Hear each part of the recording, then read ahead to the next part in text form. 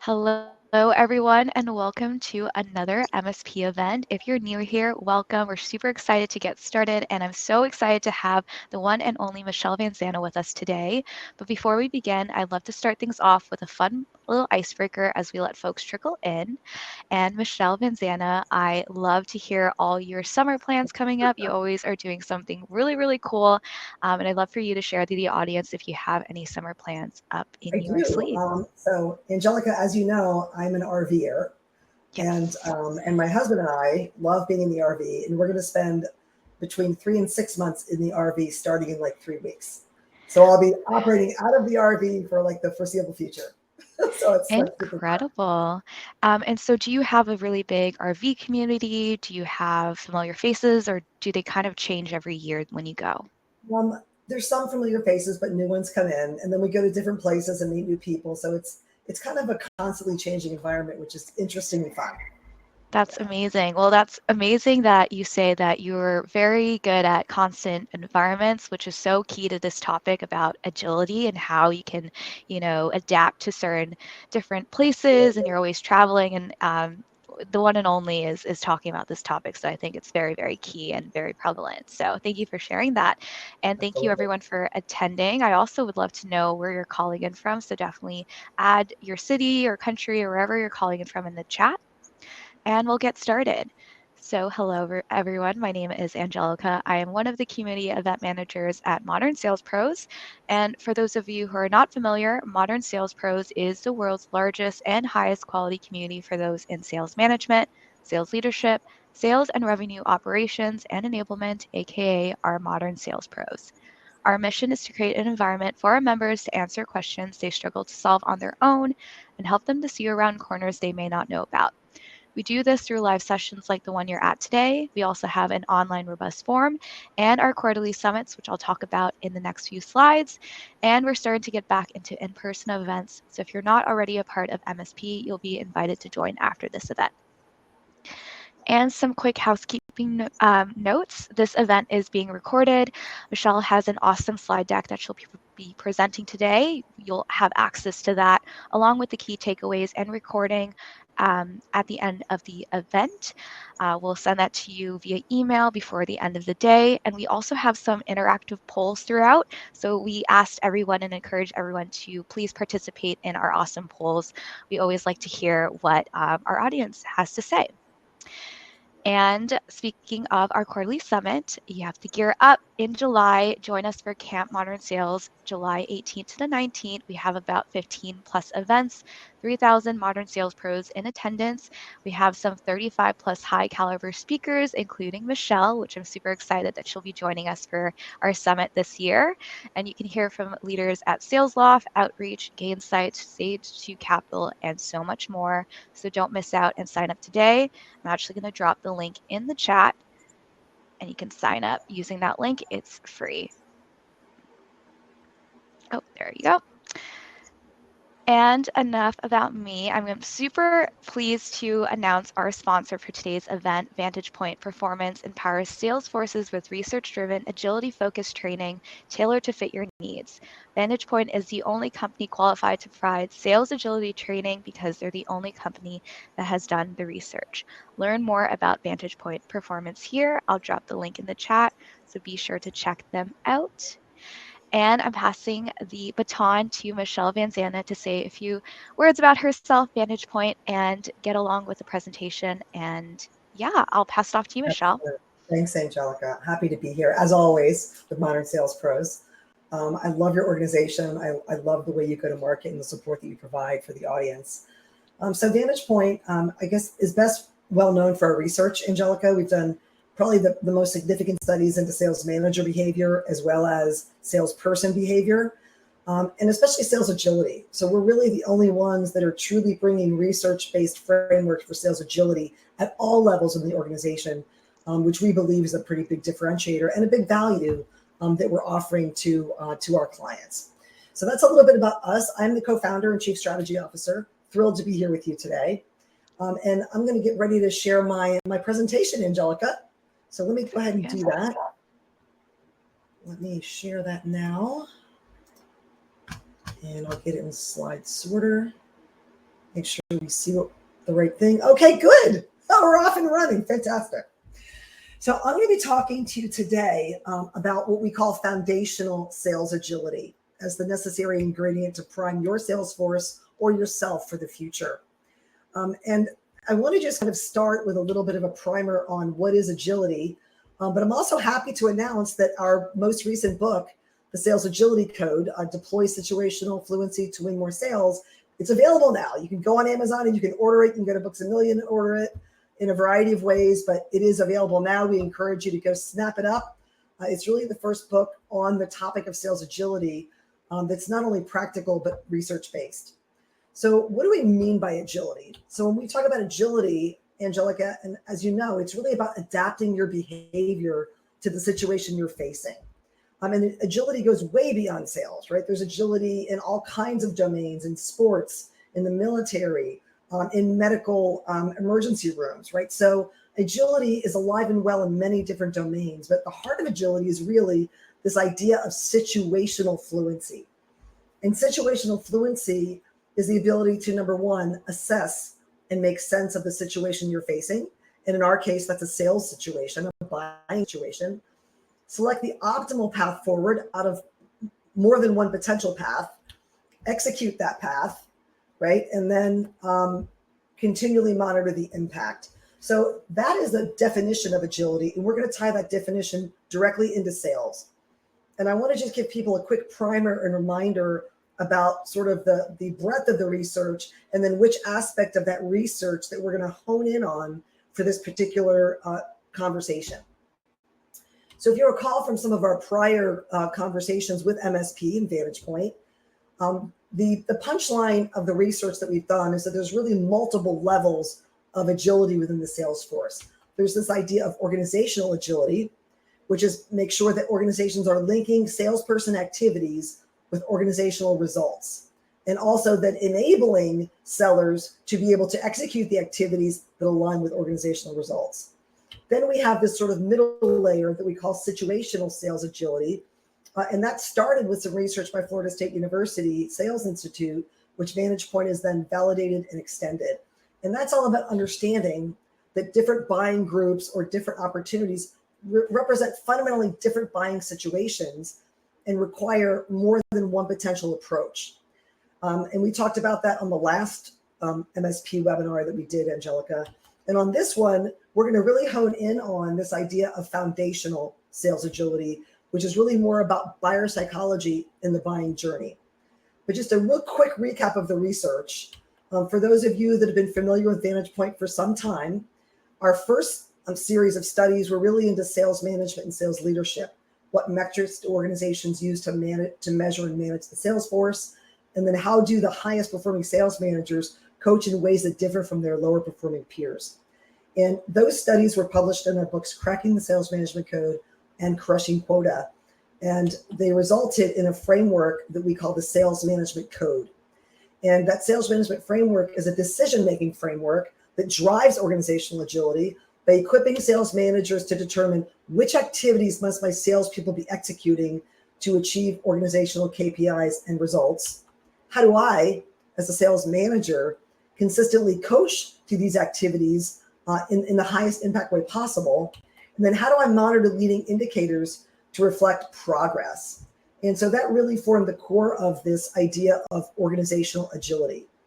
The next series of studies, again, originated at the Florida State University Sales Institute and then validated and extended by VantagePoint, were really about, is there a best methodology? If so, what is it? Is it consultative selling? Is it challenger? What is it?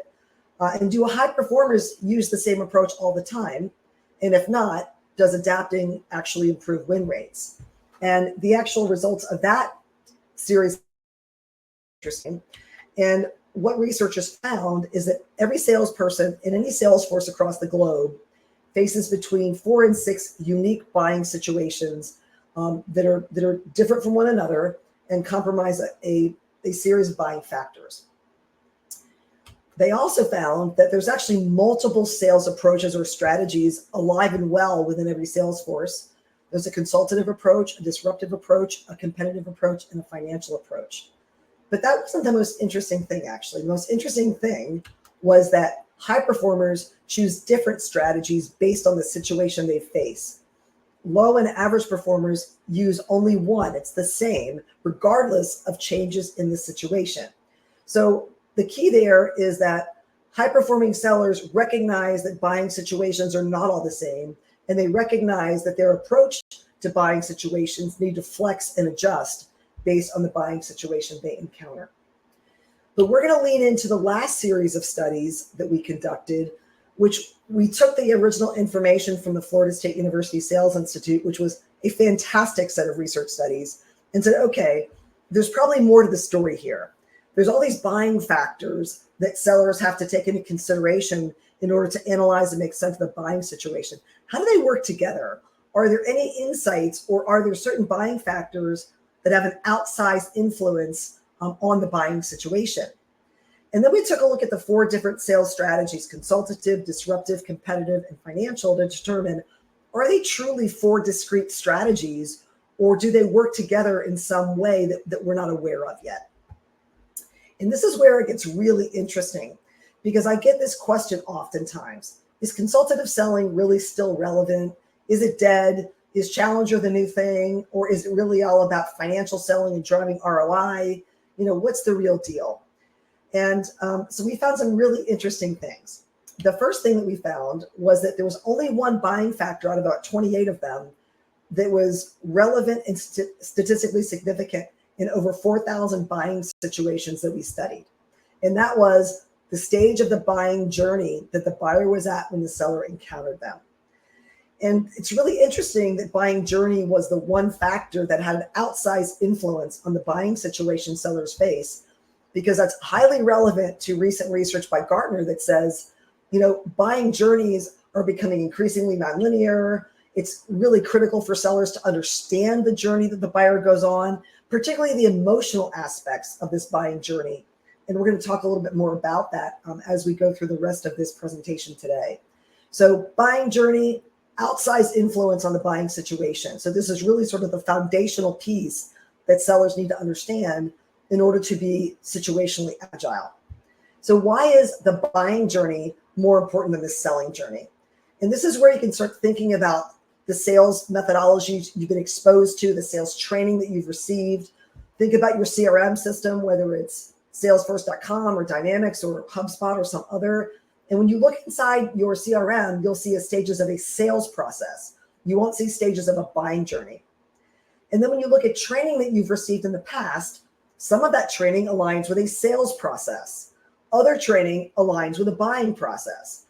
And my suggestion to you based on our research is that the best selling approaches out there are anchored on the buyer's process, not the seller's process. So the seller has to adapt to the buyer, not the other way around. And our research very much corroborates research that came out of Gartner that says, hey, it's all about the buyer, the buying journey. Buying is getting more complex. You better understand the nature of their buying situation. So that was finding number 1. The buying journey has an outsized influence. The second finding was when we took a look at these 4 strategies: consultative, disruptive, competitive, and financial, and really took a look at how do sellers engage in these different strategies as they pursue opportunities. What we found was pretty fascinating. What we found, first of all, buying stage is foundational. But second of all, consultative selling actually underpins the other 3 strategies. Everything starts with consultative, because if you don't do halfway decent discovery, you don't know whether you need to pivot. Do I need to pivot to a disruptive? Is there a blind spot? Is it a highly competitive environment where maybe I'm not the incumbent? I need to switch to a financial or to a competitive? Or is this really just a business case that needs to be built, and I'm helping the client build that business case by really examining, the cost of doing business and the return on investment? So consultative is not just one of the 4, it's really the pivot point for all 4. So when I get questions like, is consultative selling still relevant, or is it dead? Not only is it still relevant, but if you don't have that foundation of consultative selling based around how buyers buy and how to adjust your selling efforts to how buyers buy, you're not going to get to higher levels of agility, particularly situational agility. So this idea of getting a solid foundation of consultative steeped in how buyers buy is really the heart of all of it. And that's really the heart of this idea of foundational agility. And so because foundational agility is really anchored in buyer psychology in the buying journey, I thought it could be interesting just to examine what are some of the elements that we need to consider as it relates to how buyers think and how buyers behave. And I thought it might be kind of fun to take a look at some of the premises behind the buyer's mindset. And by the way, all of this information that I'm sharing today is within our new book, The Sales Agility Code. You don't need to worry about taking notes. You'll get the slides, but all of this in detail is really laid out nicely in our new book. So why do we care about the buyer's mindset? Well, first of all, they're the ones that have to make the buying decision. And we need to be able to influence them in ways that make everything their idea. So what are some things we need to know about buyers? Well, the first thing is, as human beings, we love to buy things, right? We love to buy things in our personal life. We like to buy things in our business life. We especially like to buy things when it's our idea to buy them. So what does that mean? It means that we don't like to feel sold. Now, hopefully you'll get a little chuckle by looking at this really cheesy salesperson with a contract in his hand. But I want to talk a little bit more about how the dynamics between buyers and sellers unfold in any given conversation and the impact seller behavior has on buyers. So let's start with sellers, right? We're taught all about our products. We're taught how to ask questions. We're taught how to demonstrate our capabilities. We're taught how to obtain commitment. We're taught a lot of really interesting things. But the way that we're hardwired as humans is we're problem solvers.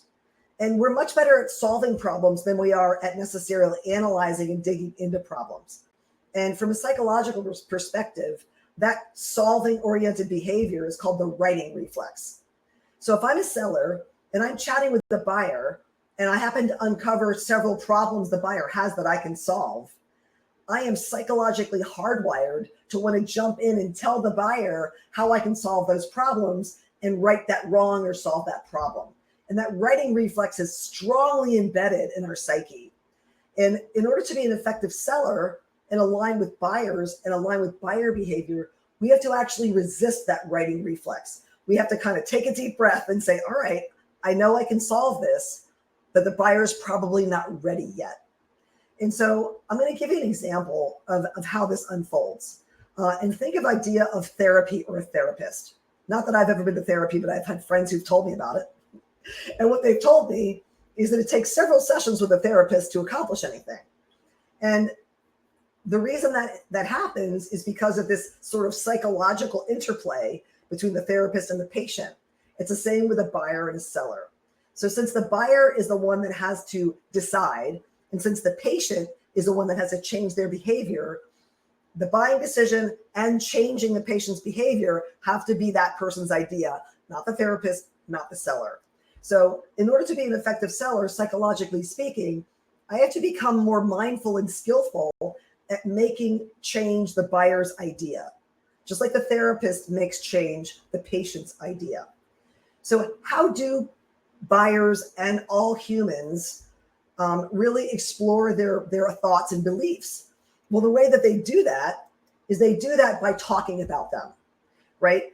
I process my thoughts. And the more I process those thoughts, the more they become my beliefs. So the most effective sellers not only work to change the buyer's idea, they get the buyer to talk about their issues. They get the buyer to talk about what they want to do about that. They get the buyer to articulate what the right solution would look like and how that would benefit them. Because buyers, like all humans, they don't argue with their own data. So it's all about resisting that writing reflex, engaging in deeper dialogue, getting the buyer talking and thinking and articulating a path forward. And the final point I want to make about this buyer mindset is a really important one. And you'll see there's a rider on an elephant here. And the way that I like to talk about this is that the way that we make decisions as humans is emotionally. We make emotional decisions. And so our emotional aspects of our psyche represent the elephant. And our rational aspects of our psyche represent the rider. And what's interesting about selling is we often think if we just make a strong business case, a logical, rational business case, of course the buyer's going to want to move forward. And then the buyer doesn't move forward, and we scratch our heads and we wonder, where did this go wrong? This just makes so much sense. I mean, the buyer's behaving irrationally. And the answer is yes, the buyer is behaving irrationally because we don't make decisions rationally. We make emotional decisions and find rational reasons to justify those decisions.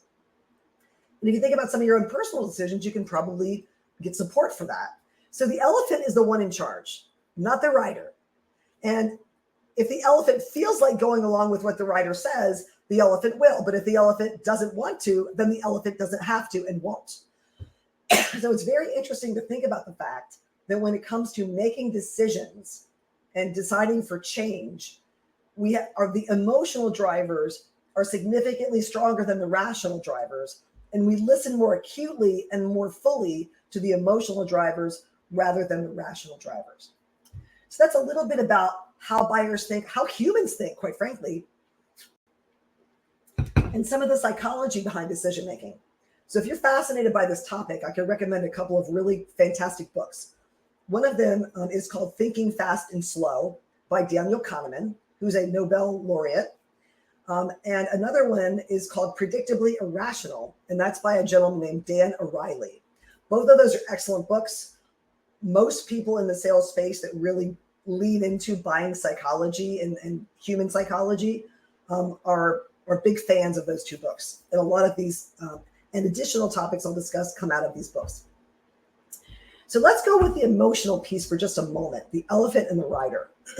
We make emotional decisions and find rational reasons to justify those. So not only are we emotional, but as buyers, we're 2 times more likely to act to avoid pain rather than achieve gain. Because pain is very motivating. Just making my life a little better doesn't make me want to do something hard. It doesn't make me want to, uproot my life. But to avoid pain, I'm willing to do almost anything. So buyers are 2 times more likely to act to avoid pain rather than achieve gain. Well, that's a nice idea. It sounds good. There's some research behind it, but how do I know that's true? We're actually going to do a little activity to help you reach this conclusion on your own. And I'm going to give you 2 different scenarios. We're going to go to the first scenario now. And in the first scenario, I want you to make a choice. And Angelica is going to give you a poll in just a moment. But I want you to choose between A, you will win $75, or B, there's a 1/3 chance you will win $150, but a 2/3 chance you will win nothing. So Angelica, why don't you go ahead and put the poll up now, and we'll take a look at it and see kind of what people have to say. Yep, the poll is live, so just click on the poll at the top and make your vote. Okay, let's get some more voters. All right, so far, every single person who has voted has said, I will take A. I will take the sure thing of $75. Okay, so I want you to keep that in mind because I'm going to give you another scenario that's remarkably similar, and I want to see how you react to this scenario. So everybody voted to take the 75. We can turn the poll off right now. Angelica, we're going to go to the next one. Okay. So here's the next poll. Which would you choose? C, you will lose $75, or D, there's a 1/3 chance you will lose nothing, but a 2/3 chance you will lose $150. Which do you choose, C or D? Let's go ahead and put the new poll up.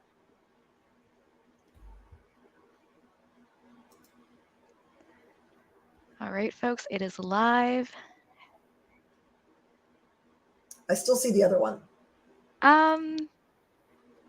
Scroll down. Oh, I see. Okay. Yeah, all right. There you go. Kind of a tie. Let's see if more folks will. Oh, there we go.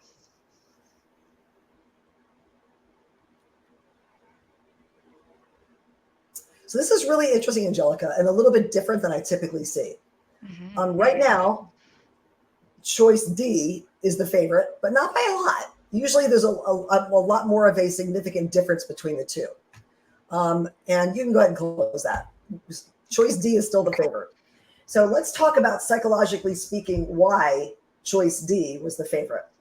So choice C, you have a most certain loss. And in choice D, you might have a more significant loss, but you might lose nothing, right?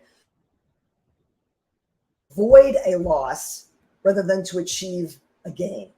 So in this case, we became risk-taking in order to avoid a loss. So psychologically speaking, that's kind of interesting because it's really about how the problem is framed. In the first problem, we said you'll definitely get $75 or you could get nothing. And people said, well, I'll take the definite win. But when there's a loss, a potential loss, people become much more likely to act and much more likely to take risks. So that's why there were more people that chose D than chose A. So who cares about this? And what does this have to do with selling? So if I, as a buyer, am 2 times more likely to act to avoid pain than to achieve gain, think about how that relates to typical sales approaches. When we're taught about our solutions and our products, we're taught all the wonderful things they can do for customers. We're talking about all the problems they can solve and all the benefits that customers gain. But that's not what makes customers change. What makes customers change is to really get a very precise, deep understanding of the problems they have and the opportunity cost of not addressing those problems. And if we can, as sellers, really dig into that pain from the buyer's perspective, we build more urgency, and there's a much greater chance that buyers will then eventually act. So that's a little bit of a visceral firsthand experience with this idea of loss aversion and buyer psychology. What I'm going to do next is I'm going to give you a sense for the buyer's journey, the different stages along the buyer's journey, and then what happens at each stage. And I'm actually going to use an example that most of us are familiar with. So let's just say that you're buying a house, and a house purchase is a pretty major purchase for anybody, in this meeting today. And so I'm going to give you different elements of a house purchase journey. And then I want you to think to yourself, where do I think that person is in this process? So the first stage of the process is identifying needs. Do I need to make a change? Am I happy or not with my current situation? Establish criteria. What's important to me? What do I want that I don't have now? What's more important, less important? Assess solutions is actually kind of kicking tires and looking around and trying to find the right fit. And then mitigate risk is, how do I make this decision without having buyer's remorse? How can I make this a more secure decision for me and minimize my risk in making this decision? So let's take a look at this first point. You've enlisted a real estate agent and identified desirable properties. Where do you think that falls? You don't need to answer me, but just take yourself a guess as to where that falls. Identify needs, establish criteria, assess solutions, or mitigate risk. Well, if you said assess solutions, you're right. Because as soon as you talk to a real estate agent, they're going to want to know what's important to you, what kind of properties do you want to look at. Next, you're checking out the local schools and getting a home inspection. So if you're checking out local schools, why are you doing that? Right? You're probably going to make sure the schools are well rated, well run. You want to see, high school graduation rates, or maybe test scores. And if you're getting a home inspection, you don't want a big surprise. So at that point, you're really mitigating your risks. Ever since you and your spouse had a child, you're bursting at the seams, right? There's stuff everywhere. We don't have enough storage. In that case, you're probably starting to become dissatisfied with your current housing situation. And you can probably guess where the last one goes. You're trying to decide what's more important, location or square footage. And that's really about establishing criteria. So why do we go through this activity? Why do we care about these different stages of the buying process? Because you as a home buyer go through these stages when you buy a home. Your buyer, when they're making a purchase decision to buy your solution, is also going through these stages. Your ability to be able to correctly identify where they are in this process will help you understand what motivators are they likely to have, what objectives are they likely to have, and then how do you as a seller adjust your approach and behavior to align with your buyer, not the other way around. So as sellers navigate the buyer's journey, they do that by conducting individual conversations. This should look pretty familiar. If you've ever had a sales training in your life, you've probably seen some kind of a sales call model which involves some way of opening or setting the stage, building rapport, setting an agenda, asking questions, doing some discovery, giving information, positioning some capabilities, and then hopefully establishing some sort of next steps. So this is kind of table stakes. If you don't know how to do this, you probably shouldn't be in sales. And if you are in sales, you've probably had some kind of exposure to some sort of conversation model like this. So why does this conversation model matter? Well, if we take this back to the buying journey, we conduct sales calls across that buying journey.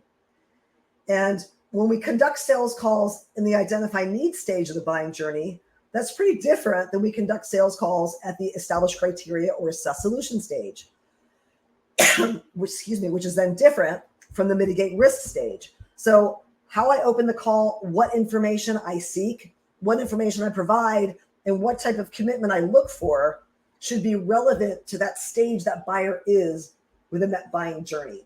So this idea of let me assess where they are and let me adjust my approach accordingly to align to them versus the other way around is really the heart of foundational sales agility. And let's talk a little bit more specifically about this idea of questioning and discovery. And the reason we want to talk more about that is because a few minutes ago, we talked about the buyer's mindset. We talked about the fact that people like their own ideas better than yours, and they're willing to act if it's their idea, not your idea. And we learn about our thoughts and beliefs by talking about them. And sellers need to resist that writing reflex and engage in really in-depth dialogue through masterful questions to get the buyer to begin thinking about making a change. So how does this idea of asking questions differ across this buying journey? So early in the buying journey, let's say the buyers that identify needs. Remember the example I gave a minute ago? We're bursting at the seams since we had a child. Early in the buying journey, the interest in making a change is low on the part of the buyer. So what that means is if we think about the various types of questions we can ask, whether you're thinking spin selling or any kind of consultative model, they will probably have some flavor of the following types of questions: background questions or just neutral questions, pain questions that really dig in and explore buyer problems and consequences, and then gain questions which really explore buyer needs and buyer desires to solve their problems and what benefits they've received from solving them. If you're engaging in a questioning approach early in the buying journey, you'll see this arrow goes from background to pain to gain. So it's really more of a pain-driven dialogue, and that's going to resonate with the buyer. However, if you engage with a buyer a little bit later in their process, say mid to late way through their process, they've already done a lot of thinking. They already know they have problems they want to solve. So when you engage with them later in their journey, their level of interest in making a change is high. And what that means is we will want to have a more gain-driven discussion because that's meeting the buyer where they are. And this is a really important point that a lot of consultative or foundational selling programs miss. This idea of not only aligning with the buyer, but asking questions differently to tap into motivators that are different at different stages along this buying journey. So kind of an interesting nuance around buyers, how they buy, how the psychology feeds into that, and how you can adjust your questioning and consultative approach based on where they are in that journey. So I'm going to share another poll because I want to give you another little piece of research that's really fascinating and will resonate hopefully with you. And my question for you is, we did some additional research around consultative tactics to see which one of these three is most highly correlated with performance, superior performance. Would it be A, uncovering needs, B, presenting solution, or C, obtaining commitment? So go ahead and post that poll, Angelica, if you would, and I want to see what people think about that. Yep, it's live. Head over to the poll section at the top and Yep. scroll down to the last one. Excellent. Okay. So interestingly enough, so far, the overall favorite is uncover needs. We do have votes for all three, but the lion's share of votes are for uncover needs. And guess what? That was also our hypothesis when we did this research. But guess what? That was wrong. And when you're a researcher, you have to be willing to be wrong. And in this case, it was not uncover needs. It was not present solution. It was obtain commitment. but not just the commitment at the end of the opportunity. It was obtaining incremental commitments along that buying journey or along your sales process. So making sure that you understand what types of commitments are appropriate at the identify need stage, what kind of commitments are appropriate at all the other stages, and then orienting your sales conversations to drive toward the obtaining of those incremental commitments. And so what does that mean for me when I plan and conduct sales calls? What that means is if I'm planning a sales conversation with some kind of call plan or planning tool, I better begin with the end in mind. I better think about, what do I know about this buyer? What do I know about this opportunity? And based on what I know, if I conduct a really powerful conversation, what's the most realistic level of commitment, incremental commitment that I could obtain based on this sales conversation? So the idea is really always begin with the end in mind. And so that way you're more likely to get there. And so that really brings us back to sort of the heart of what comprises foundational sales agility. And it's the idea of assessing where your buyer is within that buying journey, and then adapting and adjusting your approach to planning and conducting the conversation based on that stage, ensuring that you're driving toward a commitment that's appropriate to that stage, and then executing that conversation in a way that aligns your selling behavior to the buyer's location within their journey. And of course, always obtaining feedback and monitoring buyer's reaction. So what I'm hoping is that you now have a better sense for how does this idea of foundational agility fit in with this larger framework, and why is it necessary to have this foundational level of really understanding buyer psychology and the buying journey, and having a real steeped learning and knowledge around how do I, conduct powerful sales conversations. If you don't have that, this idea of situational agility is really just a pipe dream. So we have some key takeaways. First of all, the buying journey is the most important factor in assessing a buying situation. Buyers have different needs and wants and motivators at different stages. Consultative selling is not dead, and it's foundational to the other strategies. And executing sales calls at different stages requires adjustments to the seller's approach. And finally, gaining incremental commitment across the buying journey is the most significant predictor of success. So let me just give a few possible actions to take, Angelica, and then we can see if there's any questions. How does that sound? Sounds good. So, of course, we want you to buy our book. Feedback so far has been very strong. You can go on Amazon, Books A Million, lots of different websites to get that book. You can request our white paper, The Bottom Line in Sales Agility, which is a bit of a summary of what you find in the book, and we'd be happy to send that to you. You can watch a video about situational awareness and situational fluency, or you can contact me. So, Angelica, let me throw it back to you. I'll stop sharing now, and then you can let me know if there's any questions, or throw it out there to the audience and see if they have any questions. Yeah, it doesn't look like there was any questions. It looked like a lot of folks are participating in the polls. Thank you so much. I know Job was a little bit sad about his answer in the last one.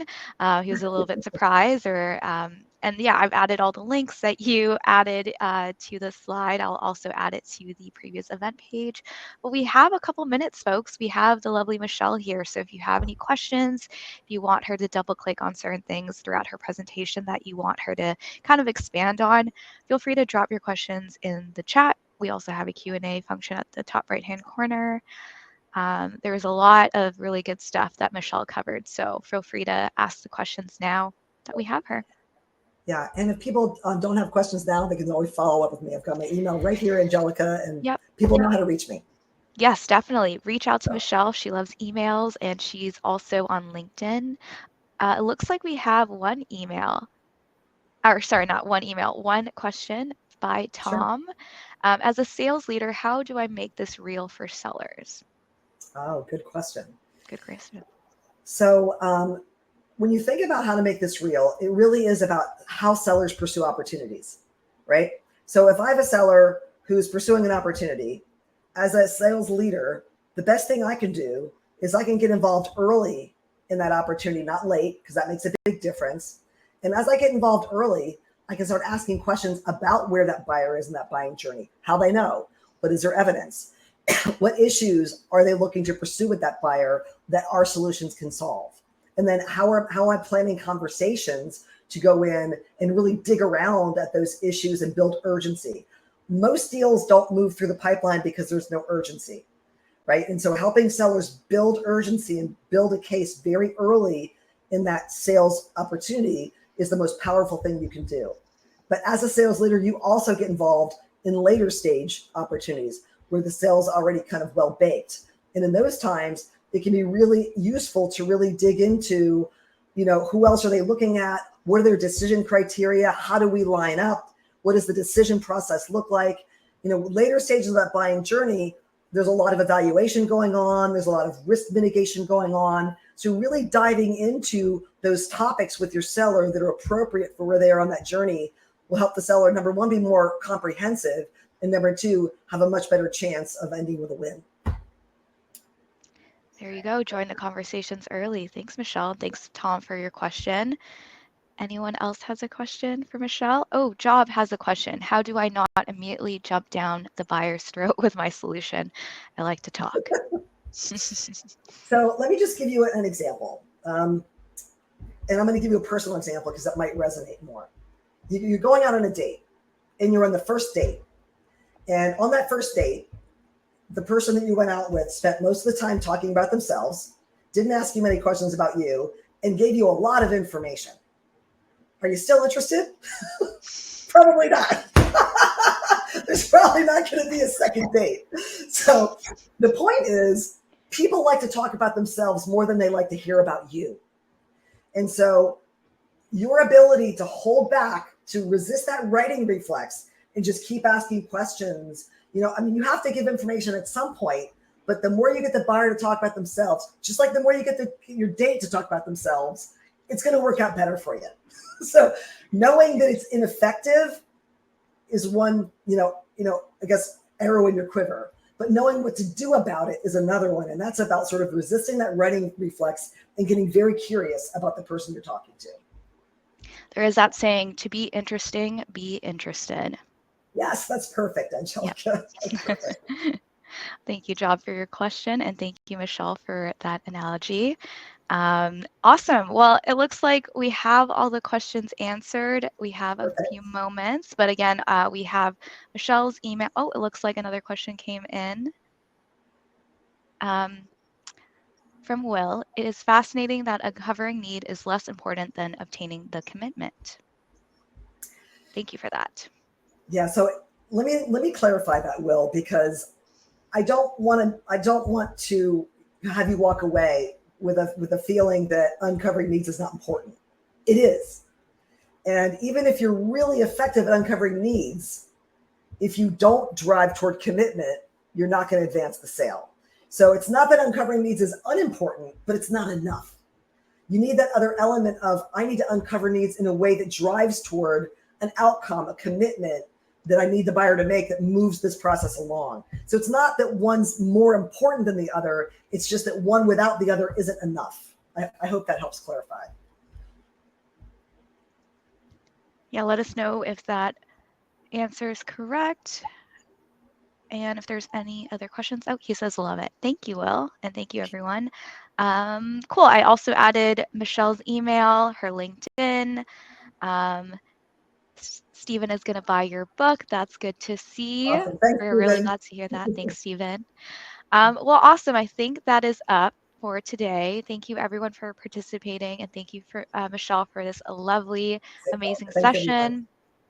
Richard has a question. Okay. We have a couple minutes, so this is great. Sure, yeah. Michelle, could you explain the difference between being agile and being adaptive, assuming there is a difference? Great question. So in my own opinion, there's not a big difference between being agile and being adaptive. So if I were to try to find a distinction there, I could say people can adapt to circumstances over time, and it might take them a long time. They might still be adaptive, but slow to adapt. People that are agile actually understand the importance of speed in adapting their behavior. So I would say that being agile involves a level of adaptation with speed behind it. Awesome. Great. Thank you. Well, I think that is all for today, folks. Thanks again for attending today's session, and thank you, Michelle, for this awesome, lovely session today. Just a quick reminder that we will provide the slide deck that Michelle shared with us today, along with the recording, the key takeaways, all the links provided in the chat via email before the end of the day. So stay tuned for that. I'll be sending it. And if you have a question for Michelle, you know where to find her. We will see you at the next event. Thanks, everyone, and have a great day. Thanks, folks.